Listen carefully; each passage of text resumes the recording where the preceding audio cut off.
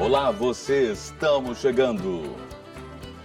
O Maranhão no Campo está no ar, o programa que conta histórias de quem vive, resiste e transforma a zona rural do nosso estado. Hoje você vai ver uma matéria especial sobre economia azul, quando inovação e sustentabilidade apontam novos rumos para o Porto do Itaqui. Descubra como a ciência está ajudando a construir um porto mais eficiente, competitivo e preparado para movimentar a economia do futuro. Entrevista especial sobre descarbonização e os desafios para construir uma economia de baixo carbono nos portos e no agronegócio. O Maranhão no Campo está no ar para todo o Brasil e todo o mundo.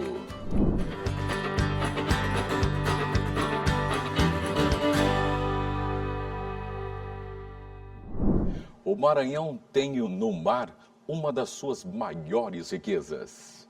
E é dessa relação entre desenvolvimento, inovação e sustentabilidade que nasce a economia azul. No Porto do Itaqui, projetos de pesquisa, tecnologia e preservação ambiental preparam um caminho para uma nova era da logística, mostrando que é possível crescer com responsabilidade, gerar oportunidades e construir um futuro mais sustentável para o nosso Maranhão.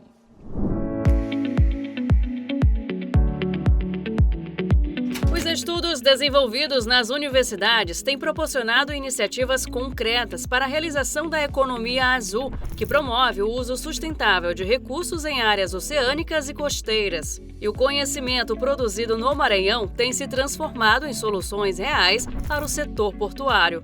Como o estudo pioneiro sobre a descarbonização de portos públicos, feito por pesquisadores da Universidade Federal do Maranhão, que desenvolveram uma solução de mercado que realiza um levantamento das emissões de gases de efeito estufa emitidos pelos navios atracados no Porto do Itaqui. A iniciativa foi premiada nacionalmente. Nós propomos estudar uma solução de mercado sobre o qual se tinha com a intenção de você mitigar a emissão de CO2 emitidas por embarcações de cargas no momento que elas se encontram atracadas nos portos, né? E o nome dessa solução é o OPS, né? Uma sigla do inglês On Power Supply, onde, simplificadamente falando, corresponde a um plug de energia, de maneira que quando a embarcação se encontra atracada, você faz esse plug junto à rede de distribuição do porto, e a partir daí a embarcação deixa de estar queimando combustível fóssil em grupos geradores que se encontram dentro das próprias embarcações para atendimento de suas demandas elétricas. O diretor do Instituto de Energia Elétrica da UFMA detalha sobre mais projetos em desenvolvimento no setor portuário, como o monitoramento verde e a turbina hidrocinética. Nada mais é você monitorar a eletricidade, né? Energia elétrica, né? E a água. E a partir daí tem uma plataforma web inteligente, né? Tem lá dentro dela conceitos de IA, no qual permite gerar indicadores de qualidade de energia, de como essa energia está sendo gerada, como é que ela está sendo utilizada, de alguns efeitos relacionados à eficiência energética dessa energia e a mesma coisa da água, né? O segundo projeto, ele está com quase um ano, né, de desenvolvimento. Ele chama-se Instalação de uma turbina hidrocinética, né, no Porto do Itaqui. Saímos da teoria para conhecer na prática como é aplicada a economia azul no comércio marítimo. Vamos fazer isso visitando as instalações do Porto do Itaqui, um dos terminais com maior potencial logístico e de infraestrutura do Brasil.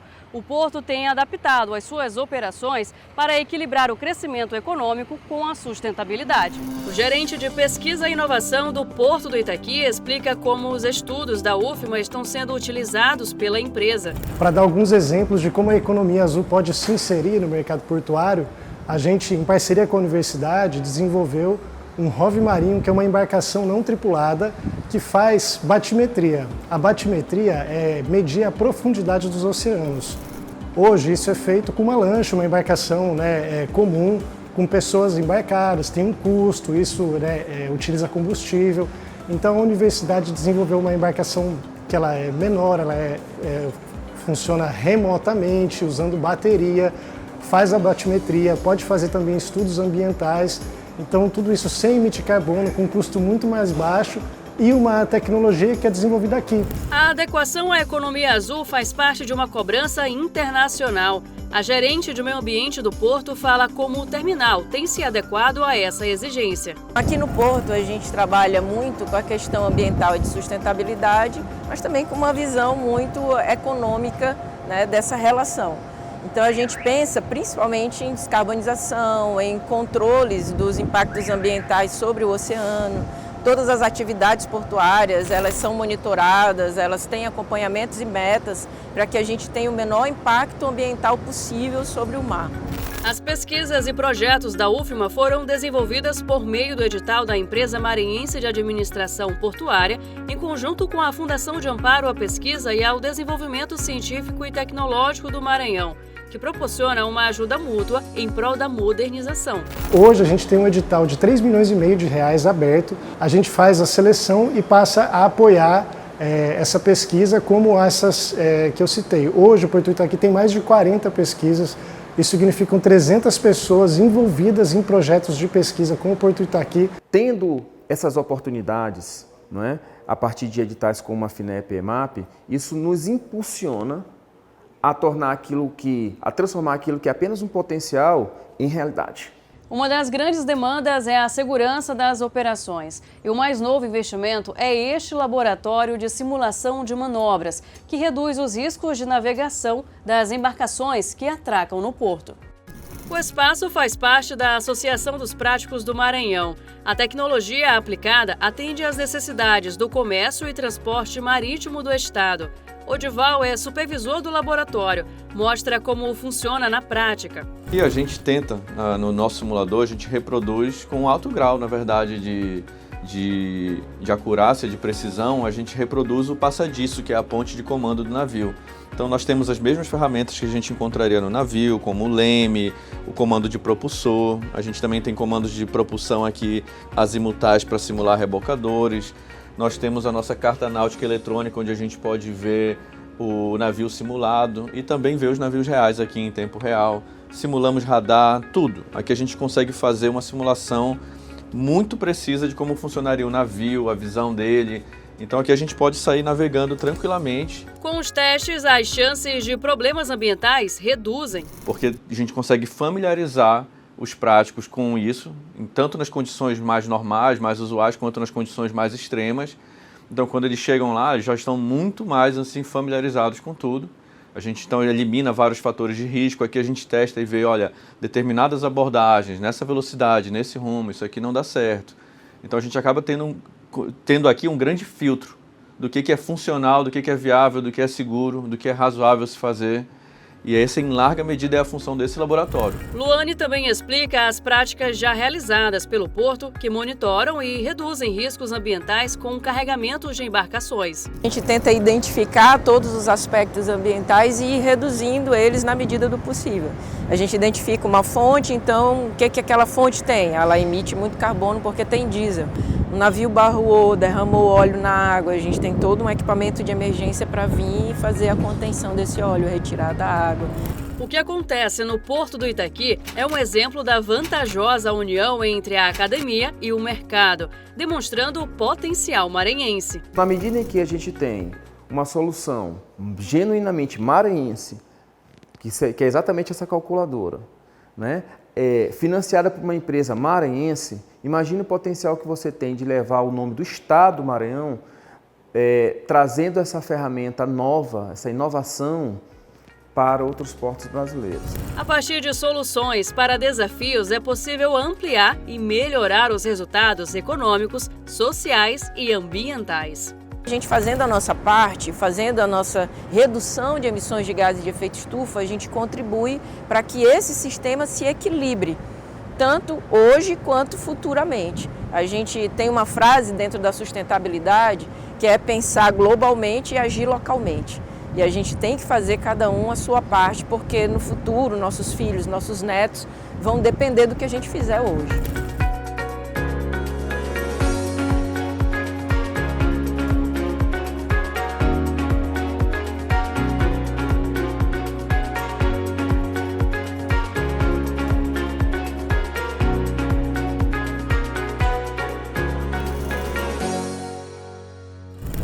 Maranhão no Campo faz uma pausa e volta já. No próximo bloco, você acompanha uma entrevista sobre os caminhos da descarbonização e como essa transformação já impacta os portos, o agronegócio e o futuro da produção sustentável.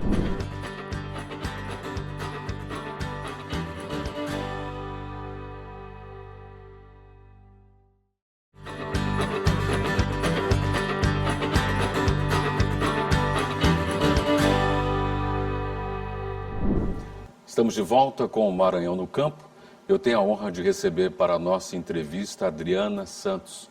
Ela é bióloga e especialista em descarbonização e, claro, em outros temas. Adriana, seja muito bem-vinda ao Maranhão no Campo. É uma honra ter você aqui para tratar de um tema tão atual e tão necessário. Bom, muito obrigado pelo convite para eu estar aqui também.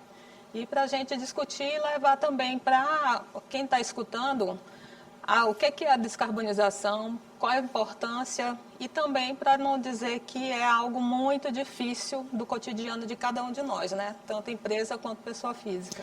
E que bom ter hoje uma bióloga conosco, exatamente para simplificar esse tema que para nós ainda é um pouco complexo. Mas o que é a descarbonização em si? Bom, a descarbonização ela é um processo, né, que ela se inicia a partir do momento em que eu fiz o inventário de emissões de carbono da empresa. Então, esse inventário ele vai dizer, a partir do processo produtivo daquela empresa, do empreendimento, quantas toneladas de carbono estão sendo geradas. Depois que você tem conhecimento do que você está gerando de emissão, aí vem a segunda etapa, que é buscar reduzir essas emissões. Né? Não adianta eu só conhecer, mas eu sei agora quanto que eu gero, como é que eu vou reduzir essas emissões. Esse é o grande ponto. E aquilo que a gente não pode reduzir, porque não tem uma tecnologia ainda para reduzir, porque o meu processo eu dependo, vamos dizer, de financiamento, algum dinheiro para poder trocar um equipamento, para poder mudar a frota, aí eu tenho que compensar as emissões, né? Então, eu primeiro faço a contabilização, o inventário de emissões, busco a alternativa de reduzir e aquilo que eu não posso reduzir eu vou neutralizar. Então hoje essa neutralização ela é basicamente feita com a compra de crédito de carbono. Então a empresa ela faz o quê? Ela compra o crédito de carbono para neutralizar aquilo que ela gerou, né? Esse crédito de carbono a gente costuma dizer que é o quê? Eu tenho uma empresa que ela está lá evitando o desmatamento de uma área. Então quando eu evito o desmatamento da área, eu estou comprovando isso daí ao longo do tempo, aí vem uma outra empresa que eu vou apresentar os meus dados e ela vai dizer correto, assim de uma forma bem simplificada. Correto, você fazendo isso, você está deixando de emitir gás de efeito estufa e você tem aí tantas toneladas que você manteve presa, vamos dizer assim, nas árvores, né? Evitou de ir para a atmosfera. Então, isso daí se torna crédito de carbono e a empresa compra o crédito de carbono apoiando com que essa outra mantenha aquele processo de evitar essas emissões, né? Pelo desmatamento, desmatamento também para a agricultura ou para a habitação, porque a gente não pode esquecer que o desmatamento não é só relacionado com a agricultura. Né? A gente, às vezes, a maioria das pessoas, não, o agro desmata. Hoje a gente já tem aí vários procedimentos que a gente busca na mesma área, aumentar a produtividade sem necessariamente eu ter que estar desmatando novas áreas. Há duas cidades no Brasil, uma em São Paulo e outra no Rio de Janeiro, que me chamam muita atenção com relação a combater que cumpriram de fato a descarbonização, que é Cubatão em São Paulo, que era considerada inclusive a cidade mais poluída do Brasil na década de 80, e Volta Redonda. Volta Redonda eu conheci de perto porque eu morei 12 anos em Barra Mansa, que fica do lado do Vale do Aço ali. Então você imagina a poluição da Companhia Siderúrgica Nacional. E Volta Redonda conseguiu plantar milhões de árvores exatamente para gerar esse crédito. Os créditos de carbono. E não só ela plantou, mas ela também trabalhou ali em implantar novas tecnologias para reduzir ali a poluição, né? A emissão. Aí antes a gente falava só em poluição, não atrelava com a questão das emissões de gases de efeito estufa. Mas na realidade o que ela já estava fazendo era isso. Então, na época, melhorou os processos, implantou uma série de filtros, né, para poder reduzir a quantidade de particulado que estava indo para a atmosfera. Né, e toda essa trabalheira, vamos dizer assim, ela acaba por também conduzir a uma melhoria em relação à saúde da população lá daquela região direta. Porque quanto mais eu tenho particulado, emissões, não só de veículos, mas das empresas, eu tenho ali uma série de problemas, principalmente respiratórios, né, alérgicos, na população, principalmente idosos e crianças, são os mais vulneráveis. Verdade. E quais os maiores desafios para reduzir as emissões de carbono no contexto da cadeia logística do agronegócio maranhense? Pronto. Aí não é só nem aqui, mas as emissões elas estão muito mais, essa intensidade relacionadas em relação ao uso de combustíveis fósseis.